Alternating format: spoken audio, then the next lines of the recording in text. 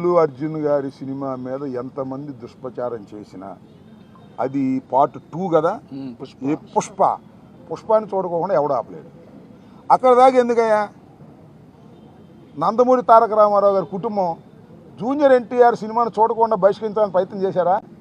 ఆపగలిగారా? అట్లాగే ఇప్పుడు ఆయన పేరు అల్లు అర్జున్ గారి సినిమాని ఆపాలని ప్రయత్నం చేస్తే ప్రజలు చూడరు. బాగున్న సినిమా ఏదైనా చూస్తారు. అరే రాజ్బాబు హీరోగా యాక్ట్ చేసిన సినిమా బ్రహ్మాండంగా చూసామా మేము?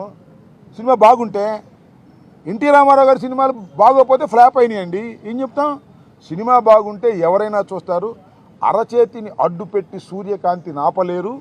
అదేవిధంగా ఇలాంటి ఎదవపోకళ్ళు పోయి సినిమాని ఆపలేరు అని మరొకసారి నిరూపించేటటువంటి కార్యక్రమం వస్తుంది.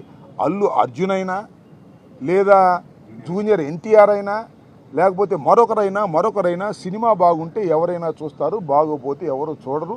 నాకు తెలిసి అందరూ ఉవ్విళ్ళు ఊడుతున్నారు. పుష్ప 2 చూద్దాం, దానిలో ఎంత బ్రహ్మాండంగా ఉంటుందని అందరూ ఎదురు చూస్తున్నారు. నేను కూడా ఎదురు చూస్తున్నా. మరి థియేటర్లోకి వెళ్ళి చూడాలంటే ఇబ్బందిని నేను కూడా పుష్ప 2 ఎలా ఉంటుందో చూడాలని నాకు బాగా కోరికగా ఉంది. ఎందుకంటే చాలా అద్భుతంగా పార్ట్ 1 అద్భుతంగా ఉంది కదా, హాలీవుడ్ స్టైల్లో ఉంది కదా, అందరినీ తలదన్నే విధంగా వెళ్ళాడు కదా అల్లు అర్జును. అందువల్ల బాగా జలసిగా ఉంది కొంతమందికి. మీ జలసి వల్ల మీ కడుపులు పుచ్చిపోతాయి, గుర్తుపెట్టుకోండి.